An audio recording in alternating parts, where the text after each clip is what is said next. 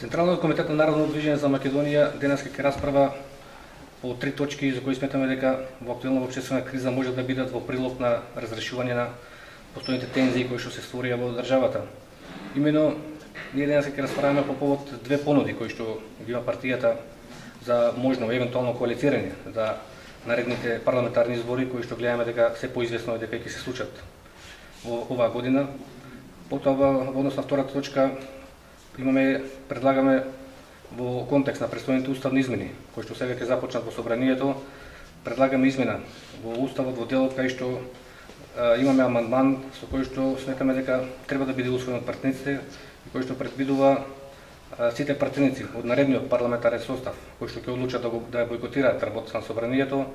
да не примат плата, односно и за нив да важат одредбите од Закон за работни односи како што важат за сите работници во државата. Инаку, овој наш предлог не е насочен против ниту една партија, ние го почитуваме правото на секоја партија да оцени дали ќе учествува или нема да учествува во работата на собранието, но при тоа сметаме дека е крајно непримерно и крајно неморално да не се учествува, при тоа секој месец да се зема плата во собранието, како што имаме актуелен случај, на пример, со претседниците на ДПА кои што 2 години го бойкотираат собранието, еве најновите случувања со претседниците на СДСМ и сметаме дека тоа е една ситуација која што е крајно во оваа тешко економска состојба е крајно непримерна. И третата точка која што сметаме дека ќе произлезе од денешната работа на Централниот комитет, ние се преклучуваме кон сите иницијативи за свекување на предвремени парламентарни избори и сметаме дека предвремените парламентарни избори се единствениот механизам кој што може да доведе сега во моментот до разрешување на сите тензични состојби во државата.